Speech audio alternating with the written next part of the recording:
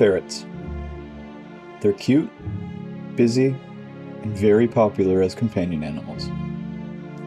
They sell for upwards of $500 and can be found alongside other small animals in pet stores across the country. But do you ever wonder where they come from? Do you have ferrets here? Oh, not right now, unfortunately. Something happened with the breeder. Okay, where do they come from? They come up from a Canadian breeder that we have. Yeah. Okay, do you know where? I do, I can't tell you. In a new animal justice investigation, we found filthy, terrible conditions, Because it doesn't take long and the shit's piling up. health issues, She has a boil on her. and legs being ripped off babies. They get them and rip their legs off. This is a rare look inside a major ferret breeding operation, or, as the owner calls it, a farm.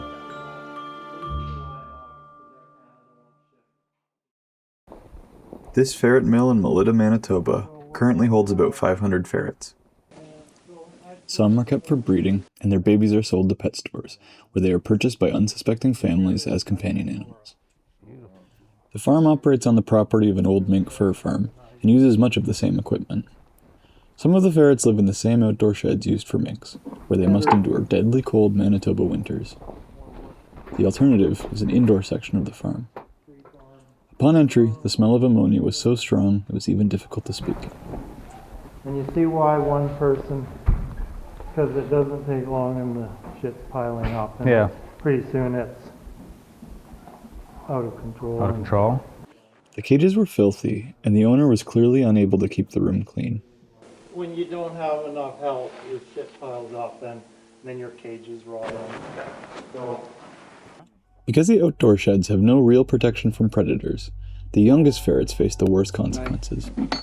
I've probably killed 50 raccoons last year and this year. They're after the food, and if you have babies and they're not getting enough to eat, they go after the babies, and they get them and rip their legs off.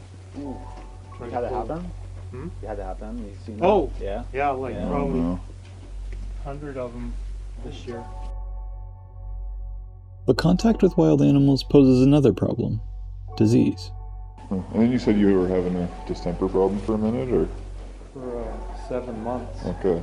It was a little more than a minute. Distemper is a highly contagious disease that affects dogs, skunks, raccoons, and ferrets, among others. It's incurable and affects multiple organs. And when do you make the call to euthanize them? How does that work? Well, I could tell if they're not eating anything. And how do you do it? I use carbon monoxide. I'll show you my gas chamber.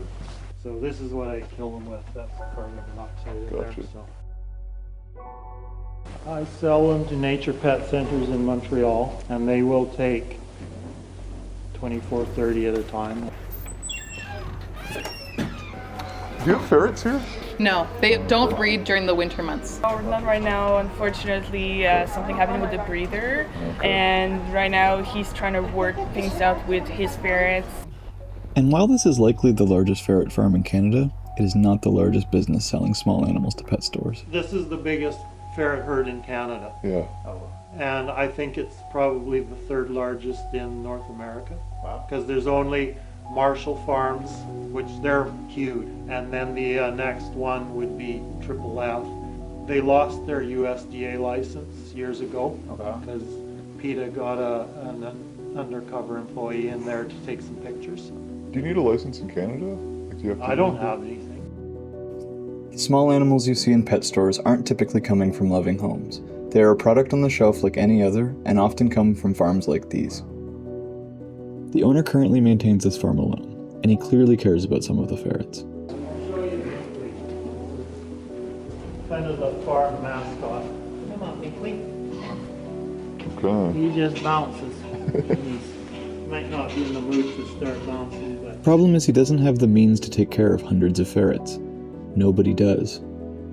Nearly 10 years ago, the province of Manitoba stopped all oversight of companion animal breeders, and no longer requires them to be licensed. The result? Breeders of dogs, cats, reptiles, and even ferrets operate with virtually no government oversight, leaving animals to suffer behind closed doors. And rescue groups are left to shoulder the burden when irresponsible breeders abandon animals or when they're removed from filthy conditions like these.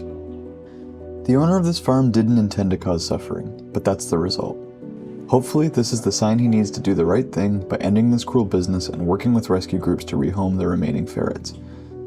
If he doesn't, these animals should be seized by Manitoba's Chief Veterinary Officer. There are many mills like this. Visit animaljustice.ca/ferret farm to tell Manitoba to resume licensing of companion animal breeders.